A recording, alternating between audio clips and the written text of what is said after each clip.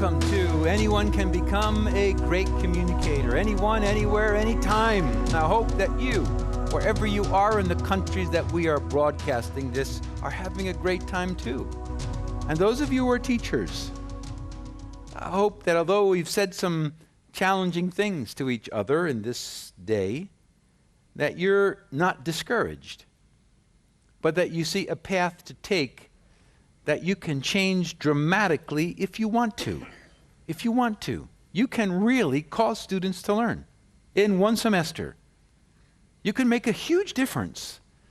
And you can decide from now on, I'm going to make my body do what my students need.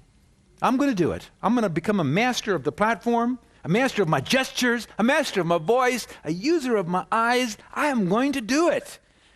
And that I am going to learn how to observe my students at all times in order to exhort them, in order to stir them up for living good works. And in case they're really getting difficulties in the hard parts of life, I'm going to pull them out of the ditch and get them back on their feet again. And now we're talking about expectations. And I want to give you a practical way that you could bring your expectations, which are inside of you, out of you to an exhortation that causes a big change in a person. So you're looking, you have an expectation that you want to use for another person to blossom then. So first of all, we're going to deal with the law of expectation on the expectation method. The expectation method. I've used this so many times. 5 steps. How do you actually do this? Well, what we're going to do across the top, here's a teacher, here's a student. What's the law? What's the law of the expectation? It is to expect, put it in your workbook, expect the best. Expect the best. Now we're going to take a little diversion from that and say, how can you use your expectation that's in you about them to cause this to happen to them? How can you do that? It's not that you want to do it. How do you do it? And what I want to do is take you through 5 steps. It builds up to here, builds down, and then you see this. This takes only a minute, 2 minutes to do. How long do you think it took Dr. Howard Hendricks to write those few words on a red pen on top of his paper for me? How long would that have taken? 15 seconds. 15 seconds. And he changed the young man's life. Whew. My goodness. So, there's 5 steps. There's a small heart here, a big heart in the middle. This is the key. And a little heart here. There's a pause that takes place right here, where something happens here that the person, the student, this is you doing this to that person, that when you do this, it surprises them and you stop. So that what happened right here, a person who that happens to, as I'll teach you in a second, give them time to cope with the fact of the wonderful thing that just happened here. You pause, and then you watch them. Then you do this. Then this is going to be shocking to them, and you pause. Then you do this, and you pause, and you do this. The pauses are like a powerful addition to what you've just done. Learn how to use pauses yourself. Pauses are usually more powerful than words. Did you get that? Did you hear all these pauses I'm doing right now? It's pauses. Pauses can be more powerful than words. So what I want to do is I want to give you these 5 steps. Number 1, to examine. To examine, we've been talking about this. Where you observe constantly the other person. Why do you do that? Because you care about the person and you've been told by God, I command you to pay attention to people all the time, to see what they need. Then you want to catch a person here. You catch a person doing something right. Now, this is a specific tool where you see them doing something right. something good, and you expose that. Expose. What does that mean? You tell that child or that adult what you just saw them do. That is, you say something like, let's say you're a teacher.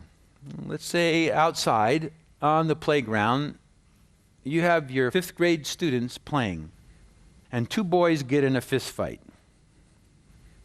And the youngest or the smallest boy in your class goes over and somehow stops the fight by himself and calms them down, and they're fine. Man, is that ever a wonderful opportunity. So when they come back in, you have examined, exposed. Let's say his name is Johnny. And Johnny comes in, he's about ready to take a seat, and you walk over and you say, Johnny, I want you to know something. I was looking out the window and I just saw you stop a fist fight by yourself without a teacher. Wow. Pause. Why? Let that sink in to the person. Let that sink into the person. How many times in your week does somebody do that to you? I just saw you do this good thing here. It doesn't happen. So when it does happen, let it sink into the person. Now when that occurs, that you just expose something, you want to open up your heart, right? And you want to open his heart or her heart. Because this ultimately is a heart issue. This is where you want to emote. You want your emotions to come out. This is where you react to what you saw them do. You just did this. Okay, that's nice. But now set the person to get ready for where you're going to go. Tell them how you feel about that. I just saw you do this. Pause. Johnny, as your teacher, I actually stood up from my desk and I said to myself, I am so proud to have Johnny in my class. My heart was bursting. I said, look at that. Oh man, I was thrilled. Pause. You tell this person how you feel about what just happened. That's why you have to find them doing something good. This opens their heart. You have to open their heart for this to work. That's why you're sharing your heart. And you must do it with words and a tone that is from your heart, not your head. So you speak from here. How do you do that? You speak with a lower voice. When a doctor comes around and you're in the hospital and they want to comfort you, they speak from the lower part of their voice. They speak more slowly. They get a little bit closer to you. They comfort you with their tone of voice. Johnny, when I saw you do that, I think my heart was going to just burst open. I felt so proud of you.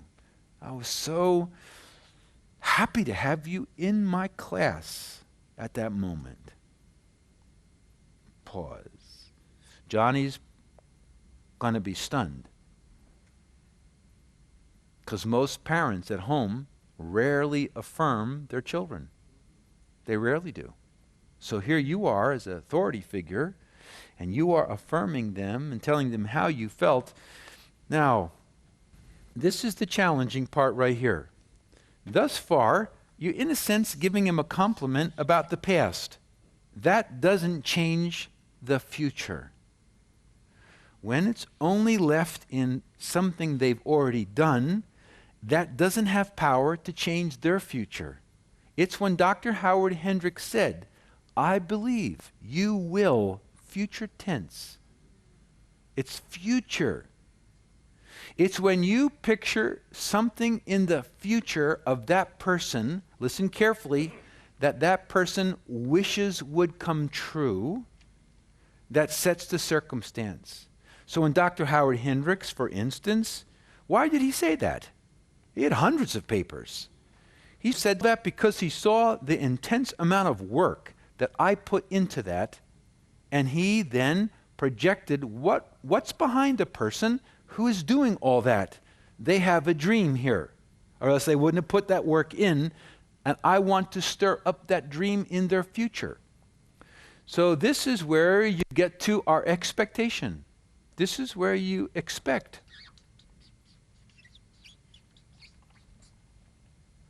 You have a big pause here. That person is real fragile. It's a precious moment in that person's life right there. And what you want to do is throw them into the future by saying something like, Johnny, when I saw that, I believe you're going to, or you will become. You picture something here. Okay, what did you see in Johnny when he went over without any teacher telling him to do this, and with boys bigger than him that were fighting, and he breaks it up? What's he demonstrating? Yeah, he's demonstrating two factors. Number one, I'm a leader. Number two, I'm brave enough to even risk myself to lead. And number three, I want to build peace. That's where he wants to go. His action proved it.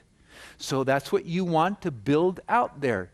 Johnny, I believe if you keep going like this, I believe you're going to become a significant leader at this school.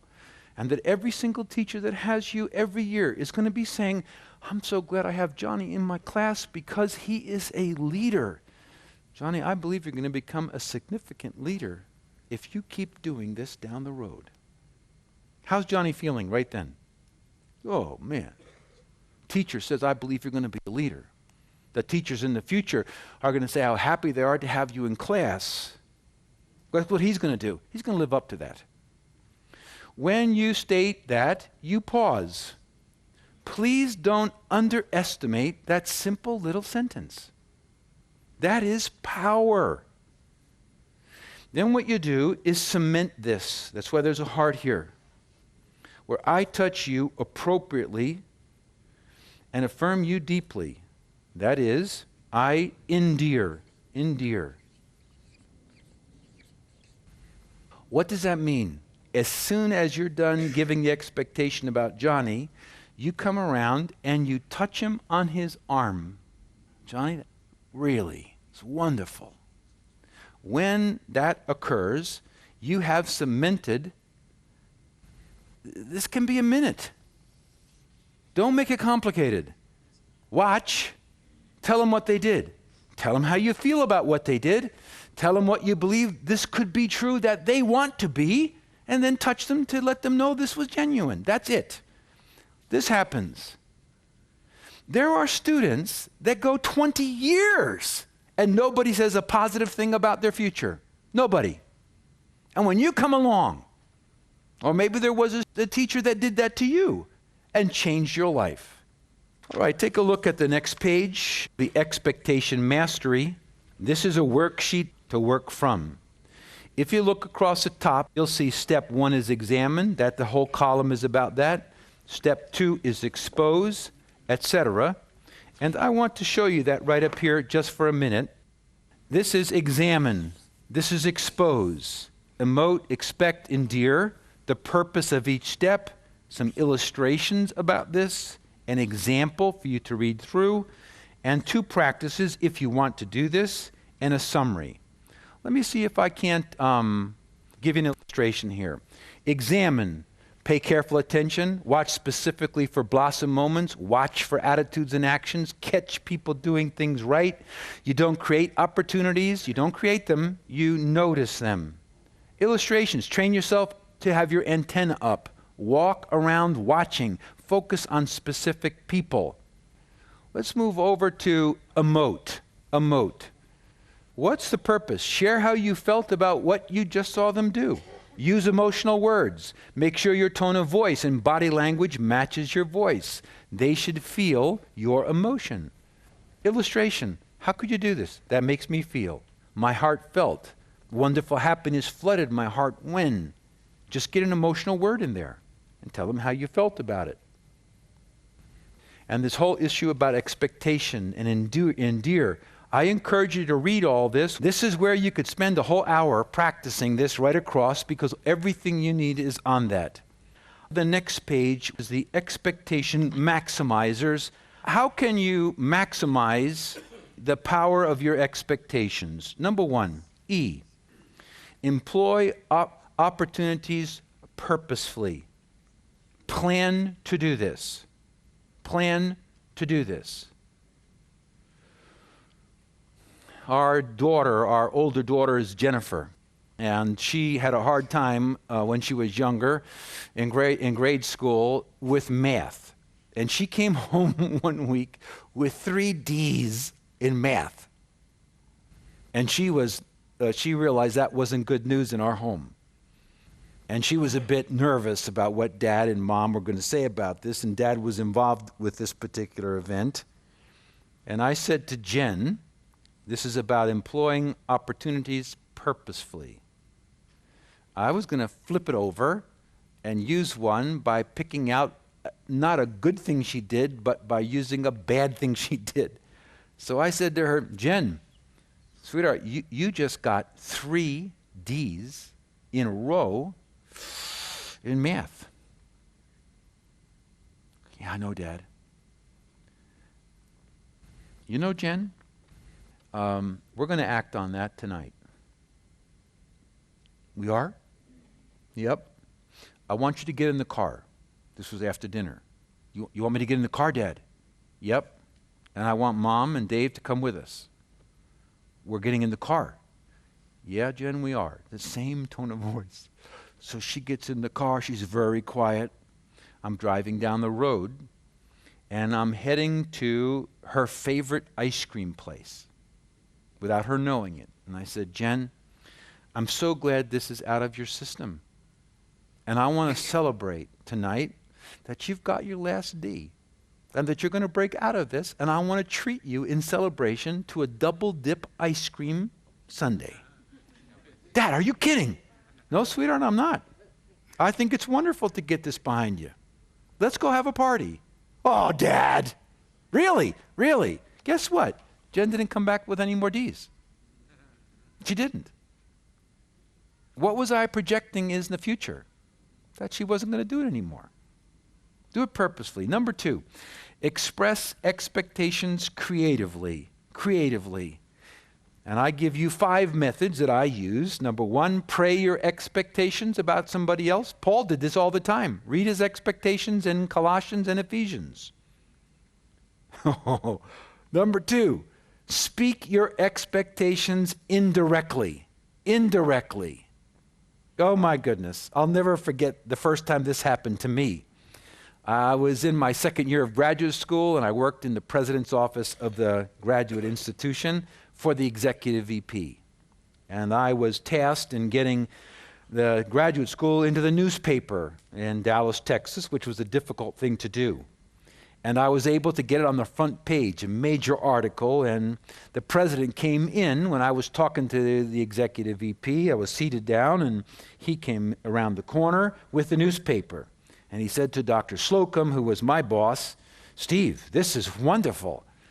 And Steve stood up, and he acted as if I wasn't in the room. He said, Dr. Walford, I tell you, we have somebody on our staff that I believe. Well, he did this, I didn't.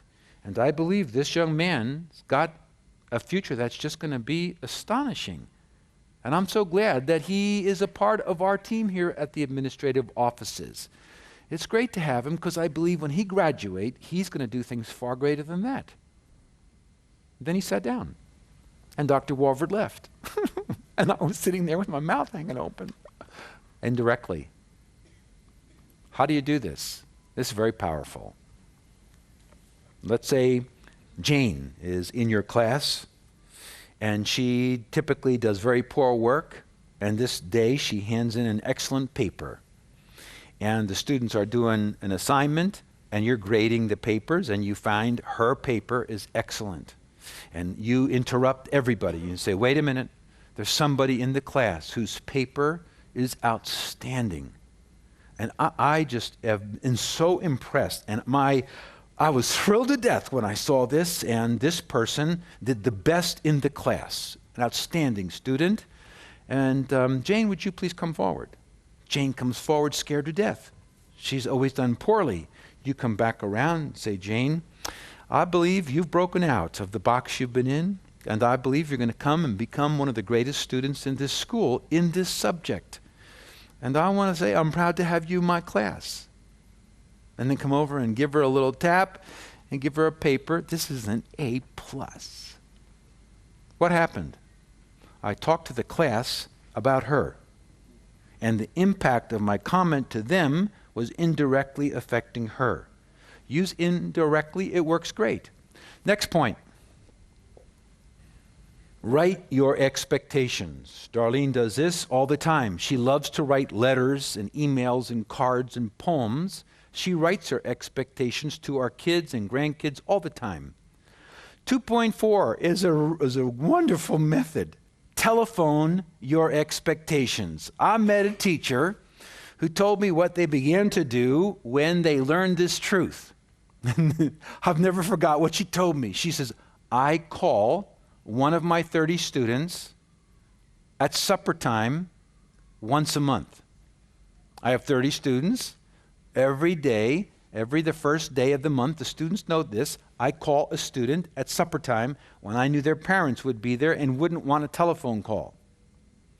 And the parent would answer the phone. They'd say, hello, and I'd say, hello, this is Mrs. Jones.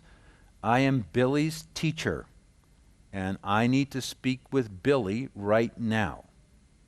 Parent, Billy, get over here. What on earth did you do? Son, the teacher's on the phone. Billy comes over shaking. This was her idea. I love this idea. And she said, Billy, yes, Mrs. Jones? I'm in the middle of grading papers. Yes, and your paper was so exciting to me, I had to stop everything and call you to tell you you did so well, I just couldn't stop myself. Billy, I'm so glad to have you in my class. Goodbye. Here's Billy. Dad, Billy, what'd you do? Dad, that was the teacher. I know. What did you do? She called me to tell me how proud she was to have me in class and that I got an A. No kidding, son. Do you realize what happened in that house? Isn't that cool? I think that's so good. And 2.5, wrap your expectations as a gift. As a gift. This happened to me numerous ways over the years. The group of professional teachers kept asking me to come speak at their conventions, and I kept saying no year after year. And Dr. Paul Keenel finally sent me a package one day about this long, this wide, and it was soft. And my secretary brought it in, and she said to me, do you know what this? I said, I have no idea what this is. And so we unwrapped it there, and it was a rug, a carpet. And I just flipped it like this, and it rolled all the way out. There was a red carpet. And at the end of the red carpet was pinned a little handwritten note. We're laying out the red carpet for you. Please come speak, Paul. Guess what I did? I called Paul up. Said, Paul, I give up. You win. Wrap your expectations in a gift. I've sent some of my students that were struggling. I went out, got a pepperoni pizza, I paid for it, and I wrote on the top of the cover, this is a gift from me. I think the pepperoni will get you going, Prof. And made sure the Domino's guy gave the pizza that I bought to my student's house. Come on, be creative. P, pick your words precisely. Pick your words precisely. E, establish eye contact directly. C, communicate your body language purposefully. T, touch others appropriately. When I was making this page up, Gordon, my brother, and I talked about our dad regarding touch others appropriately and expectations. He eventually quit his job as a chief engineer because he wanted to work with us at Walk Through the Bible. And he eventually was promoted through outstanding performance to the vice president of the seminar division. The seminar division was the largest seminar company in America, and he ran it. And one Friday night, I was scheduled to leave to fly out after the week to speak at a conference, and I was just really discouraged at that point and tired. And I was picking up in my office 2 big bags to head out to the car. And my dad walks in and picked up body language. And he said, no, leave them there. I'll get these. I said, Dad, no, you can't take these. He said, yes, I can. I'm your dad. And he grabbed a hold of these, and he started walking, and I was walking behind him rather slowly. And he set the bags next to my car, and he says, give me the keys. And he opened the car, and he put them in. He said, son, come here. And I walked over, and he gave me a fatherly embrace, and then he didn't let me go. He said, Mom and I are so proud of you, son. You're going to do a wonderful job this weekend ministering for the Lord. It's going to be great. Son, it's going to be great. And then he had a short prayer for me, let me down, got in my car, stood there, waved as I went, and I remember turning right out of our parking lot down the hill as a different person. What caused that? The hug of my dad and 2 sentences. 2 sentences changed me that day. Touch others. And S, set expectations confidently. What's the expectation memory? The expectation memory, the summary of that is 3 words: expect the best. Expect the best. 5 steps about that. Number 1, examine. Number 2, expose. What did they do? Number 3, emote. Tell them how you feel about what they did. Number 4, expect. Talk about their future. And number 5, endear yourself with a touch. And now, Father, as this course comes to an end, we want to be agents just like Jesus. When they hung around Jesus, he believed in them so much, he said to them, you will do greater works than me. I want you to go get the entire world, and I'll be with you, and you can do it. And they did. They turned the world upside down. And because that's how you did it, that's what we want to do. We want to become men and women who are agents of transformation. That people who are behind us would say, wherever we went, that person affected my life in such a way that I've never recovered. May it be true. In Jesus' name, amen.